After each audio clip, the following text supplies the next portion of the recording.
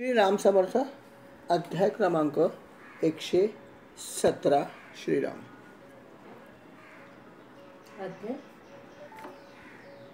माझा आवाज सर्वांना ऐकू येतो का? एकदा सांगा।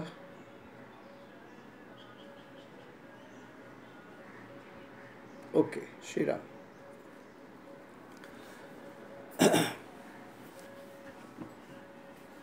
हे सगळं घडलं, त्याच्यानंतर एक दिवस असं घडलं की भगवंतांनी पाहिलं की वृंदावनामध्ये एक यज्ञ करण्याची तयारी चालू होती. आणि अर्थात यज्ञ करणं ही खूप मोठी गोष्ट आहे. आपल्याला माहिती आहे की यज्ञ करण्यासाठी खूप साहित्य लागतं. साधी सत्याची पूजा करायची म्हटलं तरी आपल्याला साहित्याची लिस्ट मागवावी लागते. लिस्ट द्या, किती पदार्थ आहेत, काय आहेत वगैरे वगैरे वगैरे. आणि इतके वेळा आपण पूजा केलेली पण असते पूर्वी, तरीसुद्धा आपली भंबेरे उडतेच ना की हे आणायचं राहिलं, ते आणलं आहे काय, ठेवलं आहे का, अमकं आहे का, तमकं आहे का. आता इथे तर मोठा यज्ञ करायचा होता. त्यामुळे यज्ञ करायचं म्हटल्यावर कितीतरी तयारी करावी लागते. आणि म्हणून तयारी अतिशय जोरात चालू होती. सगळे जे ज्येष्ठ असे जे गोप होते हे सगळे तयारी करत होते. आणि अर्थात हे सगळी मुलं होती. सवंगडी आणि कृष्ण आणि बलरामसुद्धा लहान मुलामध्येच मोडायचे. ते सगळे बघत होते. परंतु कृष्णाने मात्र प्रश्न विचारला तिथल्या सर्व गोपांना, जे वयोवृद्ध होते. ते म्हणाले की तात आम्हाला असं सांगा की आपण काय करता आहात, कुठल्या प्रकारचा यज्ञ करता आहात, आणि त्या यज्ञाचं फळ काय मिळणार आहे, काय आहे, आम्हाला काहीच माहीत नाही. तेव्हा आम्हाला आपण जर हे सांगितलं तर आम्हाला खूप आनंद होईल. आम्हाला जाणून घ्यायची इच्छा आहे. वास्तविक पाहता भगवंत होते ते, त्यांना सगळंच माहीत होतं की काय यज्ञ करणार आहेत, परंतु त्याने कधी दाखवलं नाही. आणि त्याने विनंती केली की आम्हाला सांगा तुम्ही की काय आहे काय नाही वगैरे वगैरे वगैरे. आणि जे काही करणार त्याचं फळ काय हे पण सांगा. तुम्हाला फळाची काय अपेक्षा आहे आणि फळ मिळणार काय हे पण बघा. आणि अजून एक त्यांनी गोष्ट सांगितली की काही अपेक्षा आहे म्हणून करताय का रूढी म्हणून करताय. काही काही गोष्टी रूढीप्रमाणे म्हणतो ना की आमच्या घरात हे आहे, आम्ही असं करतो, काय करतो माहीत नाही, आमच्या अगोदरच्या लोकांनी केले आम्ही पण करतो, असं पण काही काही गोष्टी असू शकतात. म्हणून भगवंताने हे पण विचारलं की हे सगळं करताय ते रूढी म्हणून करतायत काय काय हे पण मला माहीत नाही, काय असेल ते सांगा, मला जाणून घ्यायची इच्छा आहे. उत्तर दिलं नंदानी. नंद म्हणाले की असं आहे की आता आम्ही जो यज्ञ करतो आहोत हा यज्ञ आहे इंद्रदेवतेचा यज्ञ आहे. आणि इंद्रदेवता जी आहे ती पर्जन्याची देवता. आणि या इंद्राची कृपा असल्यामुळे आपल्या व्रजभूमीमध्ये पाऊस पडतो किंवा सृष्टीवर पाऊस पडतो. आणि त्याची कृपा आपल्यावर अशीच राहावी. आणि म्हणून इंद्राची आम्ही नेहमी पूजा करतो. पण ती पूजा करत असताना आम्ही यज्ञ करतो. आणि यज्ञ झाल्यावर अर्थात अनेक गोष्टीचं दान पण करतो. ही पद्धतच आहे दान करण्याची सुद्धा. तर हे अशा प्रकारे आम्ही करण्याचं ठरवलेलं आहे आणि असं आम्ही करतो. हे सगळं नंदानी छान स्पष्टीकरण दिलं, किती व्यवस्थित माहिती दिली. भगवंतानी ऐकलं. अर्थात बलराम दादा पण ऐकत होतेच, पण बलराम दादा काही बोलत नव्हते, प्रश्नही करत नव्हते. ते फक्त बघत होते की जेव्हा आपला काय रोल आला ते बघूया. भगवंताने सगळं ऐकलं आणि म्हणाले मला असं वाटतं. बघा त्यांनी काय सांगायचं. खरं पाहिलं तर नंदाने सांगितलं होतं की पाणी हे जीवन आवश्यक आहे, पाणी नसेल तर काय होत नाही. आणि आपण तर सर्व गुराखी आहोत असा विचार केला तर पशुधन आपल्याकडे आहे, तर चारा आणि हे सगळं लागतं, हिरवगार, पाऊस पडणं जरुरी आहे. आणि म्हणून आम्ही देवतेची या पूजा करतो. बरोबर सांगितलेलं. कृष्णाने काय सांगितलं बघा. कृष्ण म्हणाला असं आहे की हे ठीक आहे की आपल्याकडे पशुधन आहे, पशुधनासाठी चारा लागतो, अनेक काही गोष्टी लागतात, आणि तो चांगला मिळण्यासाठी पाणी पाहिजे. जर पर्जन्यवृष्टी नाही झाली तर त्यांचं पालनपोषण होणार नाही. आणि मग ते करणं आपलं महत्त्वाचं काम आहे. म्हणून तुम्ही हे करतात. परंतु असं नाही आहे, तुम्हाला वाटतं तसं नाही आहे, ते चुकीचं आहे. की प्रत्येक जेवढे जीव आहेत या सर्व जीवांना जे काही मिळतं ते त्यांच्या कर्माचं फळ आहे. त्याच्यामध्ये इंद्राचा काय हात आहे, काय रोल आहे आपल्या भाषेत, इंद्राचा काय याच्यामध्ये रोल आहे. जे कर्म ज्यांनी केलं तसं त्याचं फळ देतं, आणि ते फळ देण्याचं काम इंद्र करत नाही, तर परमेश्वर करतो. आणि इंद्र काय परमेश्वर नाही, इंद्र आहे. इंद्र हा इंद्र आहे, पण परमेश्वर नाही आहे. आणि कर्म करणं जे आहे ते त्या व्यक्तीवर अवलंबून आहे, त्या जीवावर अवलंबून आहे. जसं मी कर्म करेन तसं मला फळ मिळेल. मग असं जर आहे, जर समजा प्रत्येक जर जीव आपल्या कर्माचं फळ जर भोगत असेल, तर मग इंद्राची आवश्यकता तरी काय?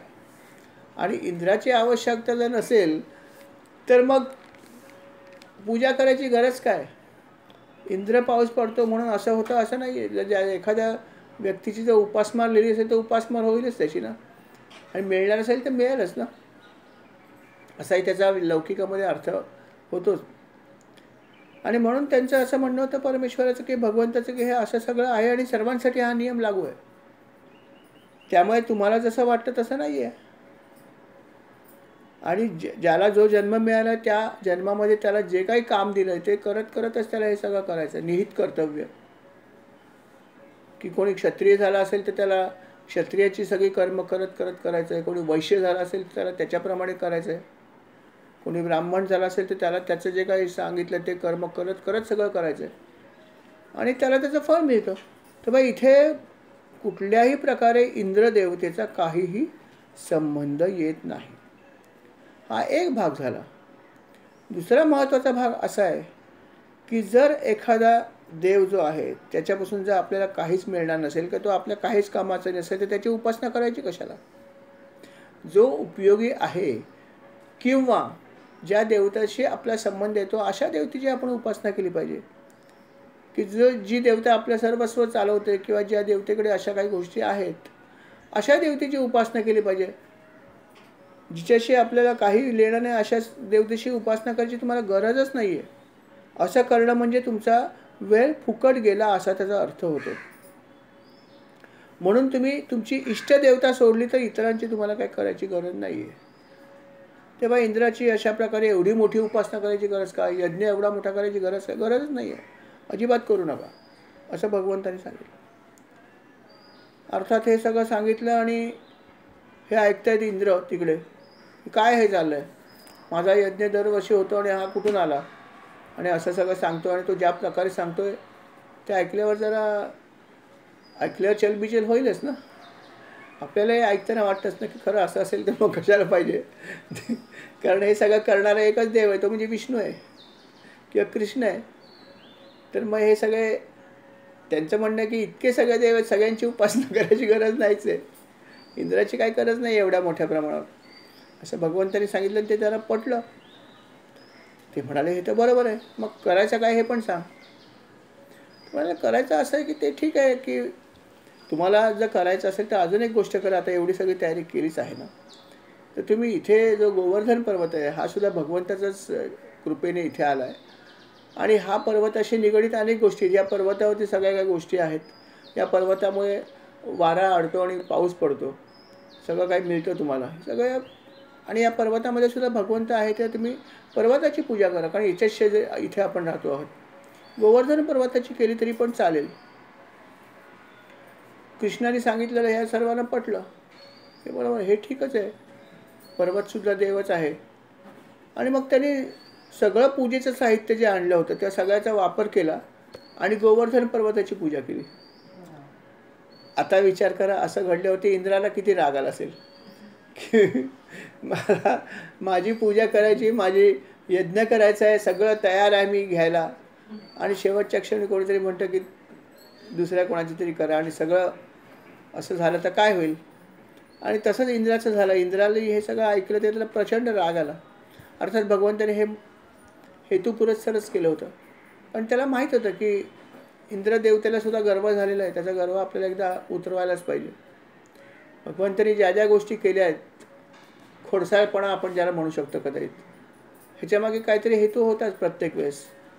सूक्ष्म हेतू काय हे कोणाला माहीत नसायचं, वरवर फक्त त्याची कृती दिसायची. आणि म्हणून भगवंताने जेव्हा हे केलं तेव्हा इंद्रदेवतेला प्रचंड राग आला. त्याला एकीकडे राग येतोय आणि वरून यांची पूजा चालू आहे गोवर्धन पर्वताची. राग वाढतच चाललाय. आणि भगवंतानी त्याच्या पुढे जाऊन अजून काय केलं की जे काय त्यांनी केलंय हे त्यांना पटलं पाहिजे. पूजा झाल्यावर भगवंतांनी स्वतःच गोवर्धन पर्वताचं सजीव रूप धारण केलं.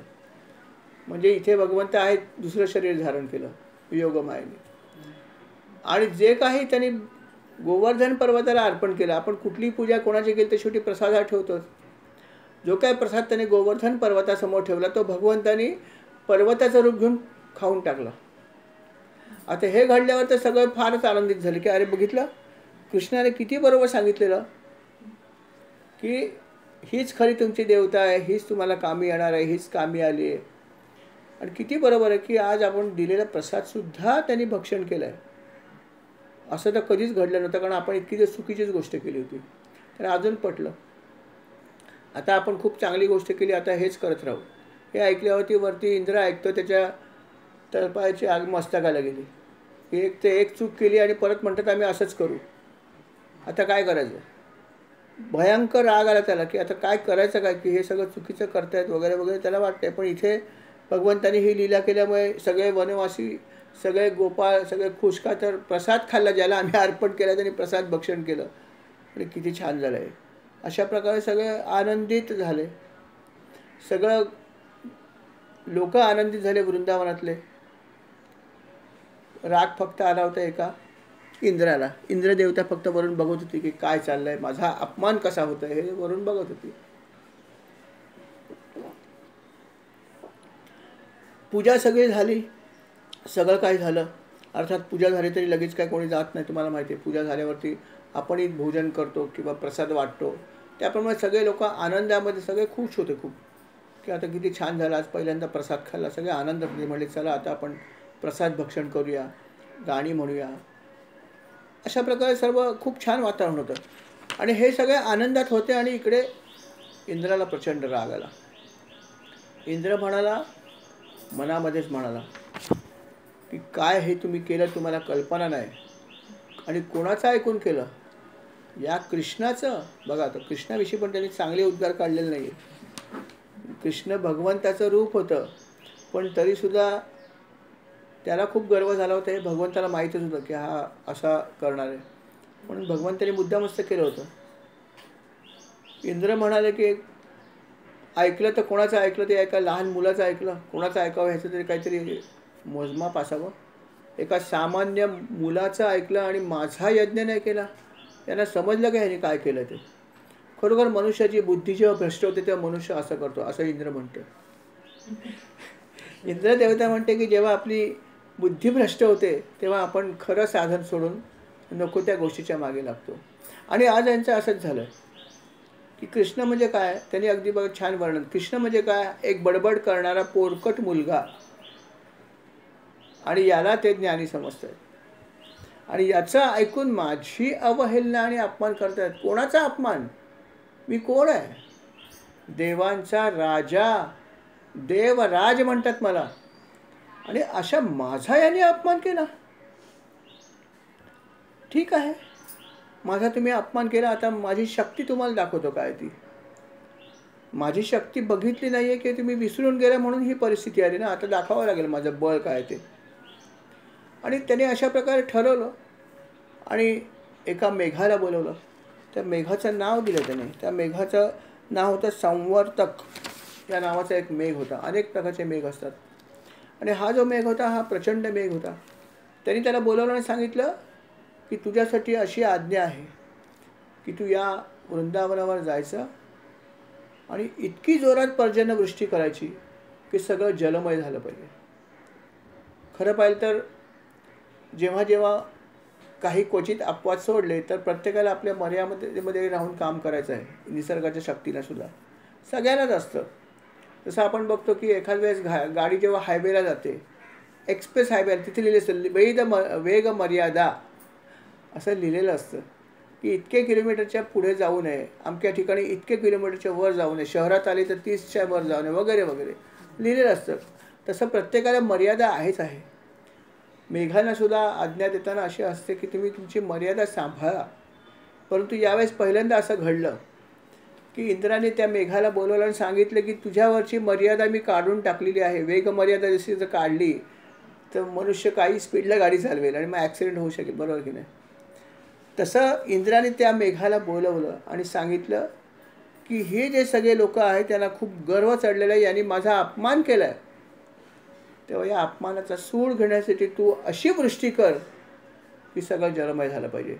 तुला कुठल्याही प्रकारचं बंधन नाही, तुला कोणीही अडवणार नाही, कोणी काय बोलणार नाही. ही माझी आज्ञा आहे की तुला हवी तशी वृष्टी कर आणि यांची घमेंड जिरव. ही माझी आज्ञा आहे.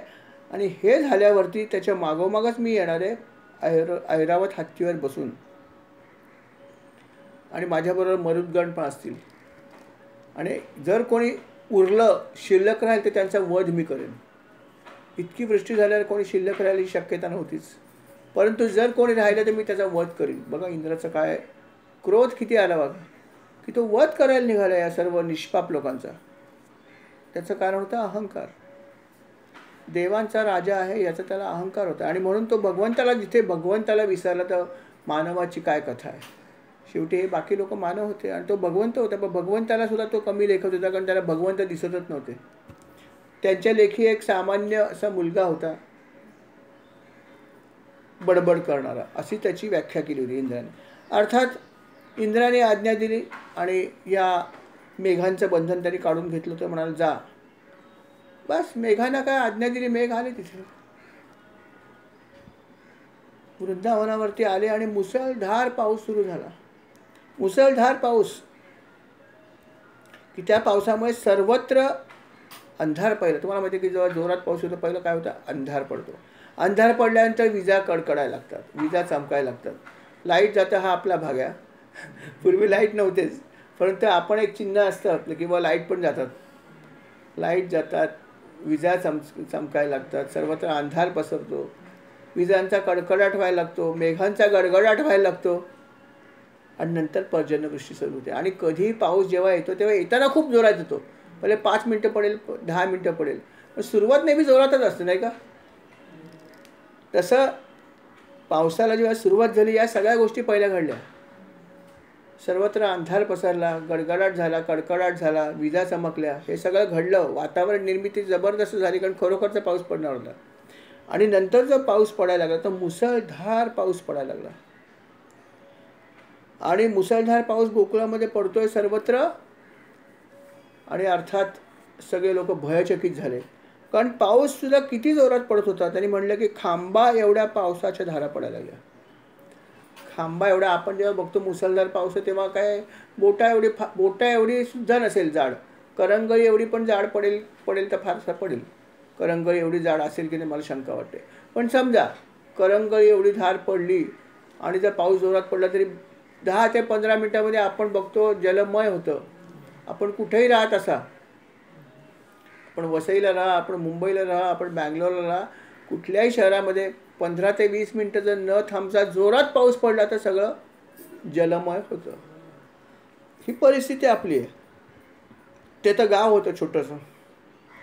पूर्वी कॉन्क्रिटीकरण नव्हतं, सगळी माती होती, पायवाट होती, शेतं होती, अशा प्रकारचं गाव होतं. आणि या ठिकाणी जेव्हा असा पाऊस पडायला लागला, विचार करा काय झालं असेल. न थांबता खांबा एवढ्या जाड अशा या सरी पडायला लागल्या पावसाच्या.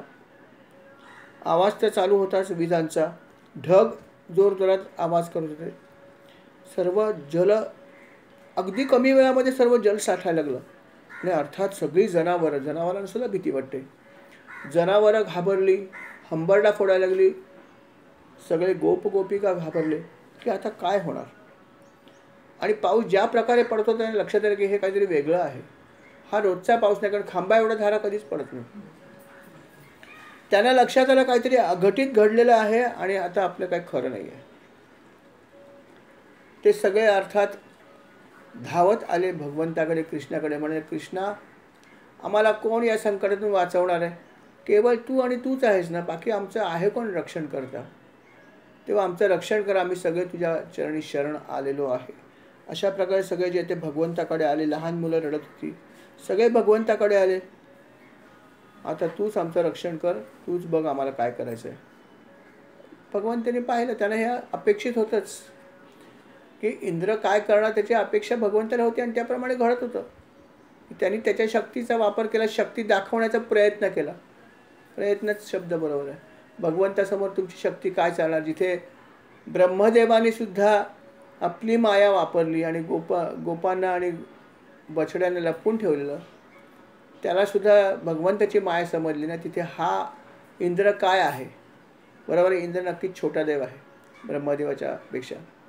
परंतु गर्भ झाल्यावर ब्रह्मदेवाला सुद्धा जिथे असं करावं वाटलं तिथे इंद्राची काय कथा आहे? इंद्राला तर गर्भ झालाच झाला. आणि मुळामध्ये जसं मी आपल्याला म्हणलं आहे की इंद्रपद हे तात्पुरतंच आहे. 100 यज्ञ केले की त्या माणसाला इंद्रपद प्राप्त होऊ शकतं. तितकं पुण्य मिळालं की तुम्ही इंद्रपद मिळवू शकता, असं त्याचं क्रायटेरिया किंवा त्याचा हे आहे, नियमच आहे. आणि अर्थात 99 झाले की इंद्रवरून अप्सरेला पाठवतोच. हे पण ठरलेलं आहे. जो कोणी व्यक्ती असेल त्याची तपश्चर्या तो भंग करतो. कारण 100 झाले तर त्याचं पद जाणार. राजकारणात आहे का आपण म्हणतो, एक मनुष्य दुसऱ्याची खुर्ची खेचतो, काहीतरी करतो, तसाच प्रकार आहे. आणि म्हणून इंद्रपद जे आहे ते नेहमी असंच होतं. आणि इंद्राला नेहमी आपल्या पदाची भीती वाटायची आणि गर्व पण व्हायचा. आणि म्हणून हा सुद्धा जो इंद्र होता याने अशा प्रकारे पाऊस पडला. सगळे भगवंताच्या चरणी शरण आलेले. भगवंत म्हणाले ठीक आहे, आता मी माझी करामत दाखवतो, आता मी माझी शक्ती दाखवतो काय आहे ती. आणि भगवंताने अर्थात आपली योगमाया आहे त्या योगमायेचा आश्रय घ्यायचा ठरवला. तो म्हणाला तुम्ही अजिबात काळजी करू नका, तुम्ही एकच काम करायचं की तुम्हाला आता मी आश्रय देत आहे, तुम्ही आश्रयाच्या खाली उभं राहायचं. आणि आश्रय तुम्हाला मी कोणाचा देणार आहे? ज्याची पूजा केली तोच तुम्हाला आश्रय देणार आहे. मी कोण तुम्हाला आश्रय देणार आहे? आणि तुम्ही पूजा कोणाची केली? गोवर्धन पर्वताची केली. अरे मग ज्याची तुम्ही पूजा केली तो तुमच्यावर प्रसन्न आहे आणि म्हणून तो तुम्हाला आता आश्रय देऊ इच्छितो, तेव्हा त्याचा आश्रय तुम्हाला घ्यायचा आहे असं भगवंत सांगतात. हे सगळं ऐकतात पण त्यांना समजत नाही की आश्रय कसा घेणार पण त्याचा. आणि अर्थात पुढची गोष्ट घडली. भगवंताने आपली अभूतपूर्व लीला केली. भगवंताने गोवर्धन पर्वत उचलला, डाव्या हाताने एका करंगळीवर उचलला. प्रसिद्ध लीला केली भगवंताने. एका क्षणात उचलला. जशी आपण छत्री उचलतो, आपली छत्री तरी वाऱ्याने हलते पावसामध्ये, आपल्याला ती वाऱ्याच्या दिशेने न्यावी लागते. परंतु भगवंताने पर्वत उचलला एवढा महाकाय आणि दिलेला उचलून शांतपणे उभा राहायला म्हणा की आता हा पर्वत तुमच्यावर प्रसन्न आहे. आणि म्हणून त्यांनी तुम्हाला ठरवलं की आश्रय द्यायचा, तेव्हा याच्या आश्रयाखाली येऊन उभे राहा. तुम्ही सर्वजण, सर्व कुटुंबीय, सर्व पशु, गायी, गुरं जे काय असतील ते सगळ्यांना घेऊन इथे या, तुम्हाला काही होणार नाही.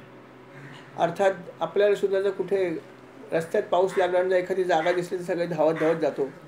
बस भगवंताने आश्रय दाखवला आणि सगळी लोक जे आहेत ते धावत धावत आपल्या सगळ्या चीजवस्तू महत्त्वाच्या घेऊन गोवर्धन पर्वताच्या खाली जाऊन उभे राहिले. आणि अर्थात तिथे आल्यावरती पावसाचा काहीच प्रश्न येत नव्हता. किती जरी पाऊस पडला तर त्यांना एक थेंबसुद्धा पाणी स्पर्श करत नव्हतं. कारण वरून पर्वताचं हे होतं, शील्ड होती, साधी नव्हती की आपली छत्री नव्हती पातळ की उडून गेली.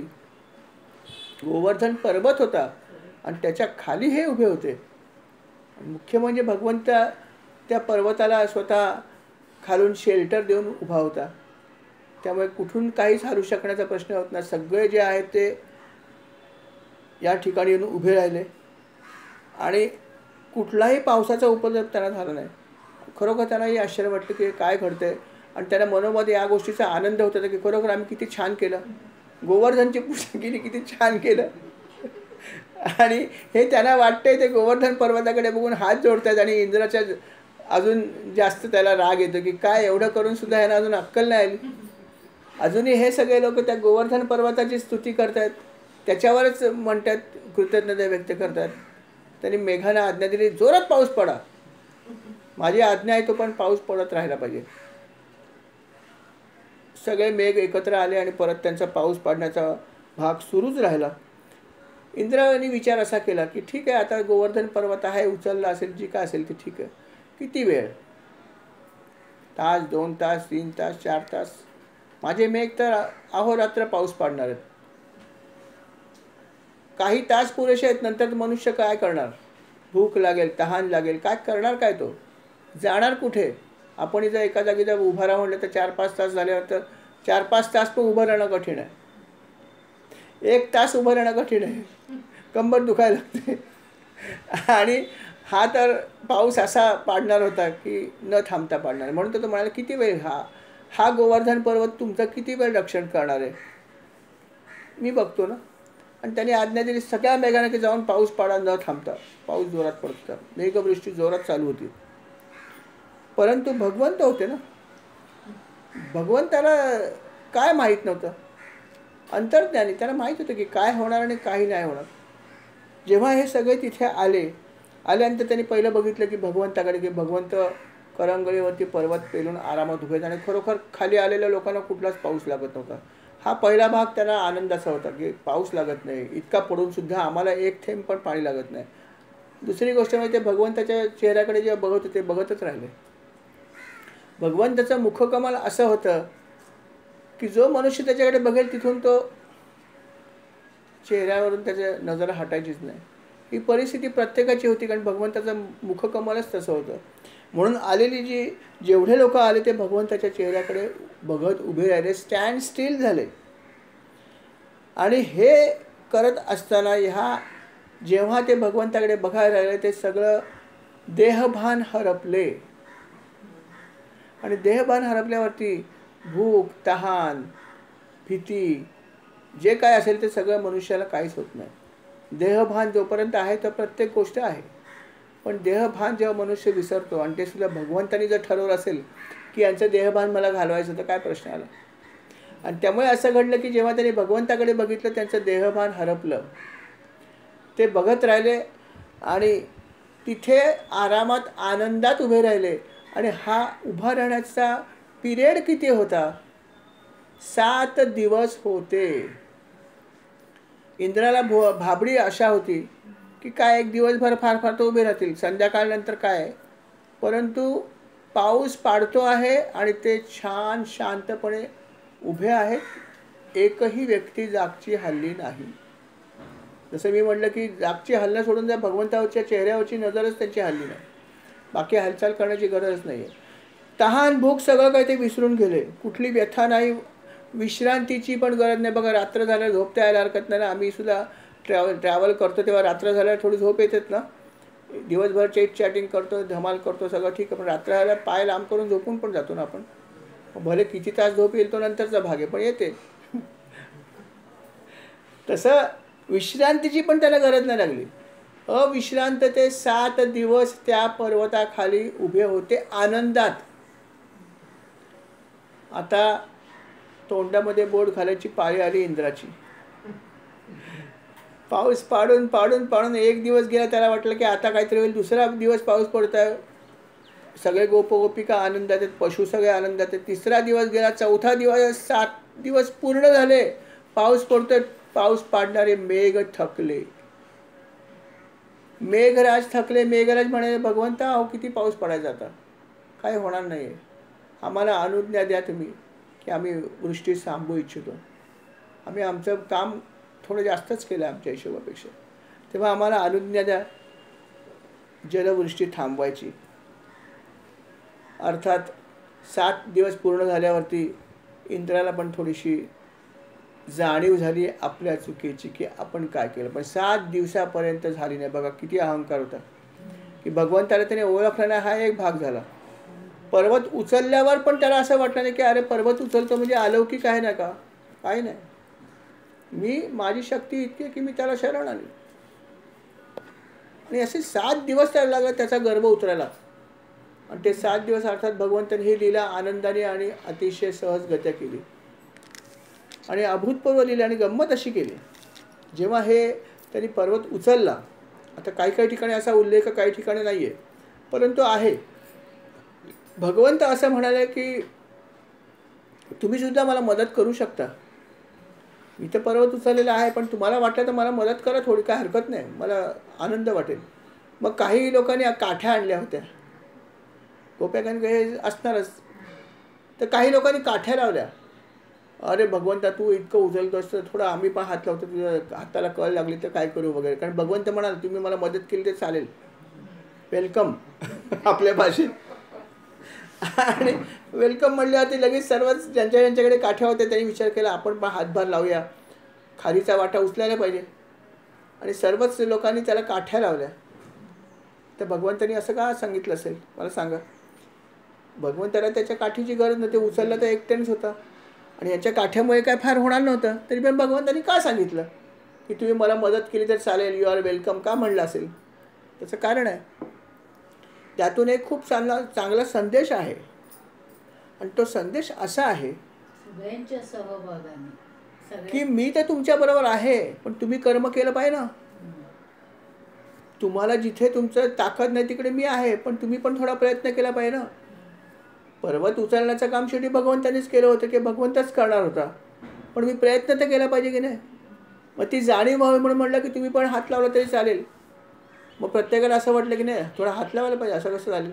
भगवंत उचलता येतं हे माहिती आहे त्यांना, पण आपला हात थोडा लावायला पाहिजे. म्हणजे काय की मी प्रयत्न सोडला नाही पाहिजे. भगवंत आहे म्हणून मी काहीच करणार नाही असं नाही चालणार, कर्म केलं पाहिजे.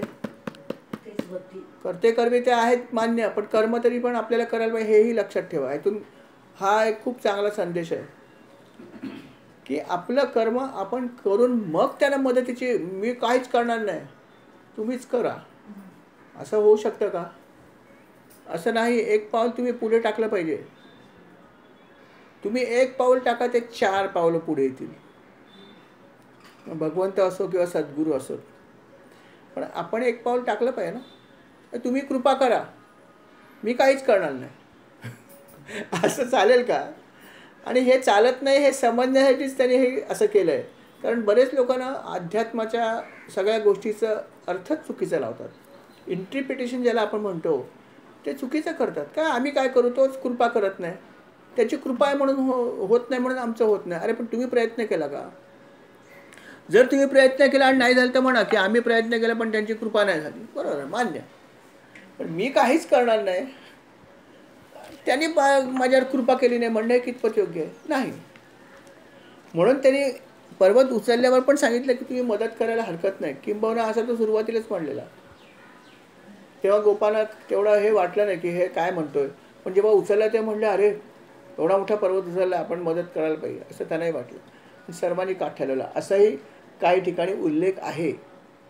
आणि त्याचं कारण हा आहे की हा संदेश आपण घ्यायचा की कर्म आपल्याला करायचं आहे, करता करविता तो आहे हे बरोबर आहे.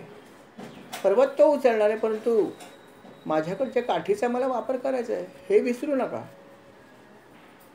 बाकी काय करायचं मी करीन. मा फलेषु कदाचन, त्यांनी फळ नंतर दिलं ना सगळ्यांना, मेन काम त्यानेच केलं आहे, कर्म मी केलं. हा एक खूप संदेश चांगला आहे. आणि अशा प्रकारे भगवंतानी या लोकांना सुद्धा अशा प्रकारे कामाला लावलं की तुम्ही काठी धरा. पण 7 दिवसामध्ये कोणाला काहीही भूक लागली नाही, तहान लागली नाही, त्यांना काहीही आठवलं नाही. आणि इंद्रदेव थकले आणि त्याचे सगळे जलवृष्टी करणारे मेघ थकले आणि ते म्हणाले भगवंता आता काहीतरी वेगळी आज्ञा द्या, आम्ही थकलो. आणि 7व्या दिवशी इंद्राला पण पश्चाताप झाला. त्यालाही असं वाटलं की मी काय करतोय, हे मी काय करतोय आणि काय झालं. आणि हे काय झालं हे त्याला नंतर लक्षात आलं की ह्याचं कारण म्हणजे अर्थात माझा गर्वच आहे. मला जो गर्व आला होता की मी सगळं करू शकतो, मी सर्वस्व आहे, माझ्यापेक्षा कोणी नाही मोठा, हा गर्व मला झाला. आणि त्या गर्वाचं जो आहे तो निपात केला भगवंताने ही लीला करून. आणि हे त्यांनी जे काय केलं ते खूप चांगलं केलं. त्यामुळे मला समजलं की मी किती चुकीची गोष्ट केली. अर्थात त्याला ही चूक उमजून आली. इंद्राने मनोमन क्षमा मागितली भगवंताची. म्हणाला की खरंच मी भगवंताला विसरून गेलो. तुम्ही मानव रूपात आलात, परंतु तुम्हाला ओळखणाऱ्याने ओळखलं, पण ज्याने नाही ओळखायला पाहिजे ते ओळखू शकले नाही. भगवंताला भगवंताचाच एक देवतांच्या कॅटेगरीतल्या एका देवाने नाही ओळखलं, पण जे सामान्य होते त्यांनी ओळखलं बऱ्याच ठिकाणी की नाही हा परमेश्वरच असू शकतो. असं कोण करू शकते, एवढ्या लीला कोण करू शकतात, इतक्या राक्षसांचा वध कोण करू शकतं. असं अनेक लोकांना वाटत तर होतं ना. माया त्याची होती हा वेगळा भाग आहे, पण वाटत पण होतं ना. पण हे इंद्राला वाटत नव्हतं, कारण अपरिमित गर्व. म्हणून अहंकार हा खूप आपला मोठा शत्रू, लक्षात ठेवा. अभिमान शत्रू मोठा सर्वांना जाचतो सुखाशेने, हाची सुबोध गुरूंचा मारावा तो समूळ नामाने. की आपल्याला जो अहंकार असतो तो खूप मोठा असतो आणि त्याचा खूप आपल्याला त्रास होऊ शकतो. आणि तो जर तुम्हाला घालवायचा असेल तर समूळ घालवायचा असेल, मारावा तो समूळ नामाने. तर नाम तुम्ही घेतलं जे दिसायला खूप साधं आहे, तर तुमचा हा जो रोग आहे हा समूळ म्हणजे मुळासकट नष्ट होईल. ज्या गोष्टीमुळे गर्भ झाला तो मूळच निघून जाईल. अशी नामाची शक्ती असं गुरूंनी सांगितलंय. आणि म्हणून आपण हे लक्षात ठेवलं पाहिजे की भगवंताचं नाम आपण कधीही सोडता कामा नये. आणि अशा प्रकारे ही भगवंताने अद्वितीय लीला केली. पाऊस अर्थात थांबला, कारण इंद्राला पश्चाताप झाला ना, सर्व मेघ आपल्या जागी परत गेले. इंद्राने तिथूनच क्षमा याचना केली, म्हणाला महाराज मला क्षमा करा, आम्ही ओळखलं नाही. हे सगळं होत असताना देव स्वर्गातले जे इतर होते ते सगळे आले. नेहमीप्रमाणे भगवंतावरती फुलांचा वर्षाव केला. गंधर्व गायन गायला लागले, अप्सरा नाचायला लागल्या, मंगलवृद्ध सगळे वाद्य वाजायला लागली, काही देवांनी शंख फुंकले. आणि इथे असलेले सगळे जे लोक होते ते आनंदाने नाचायला लागले.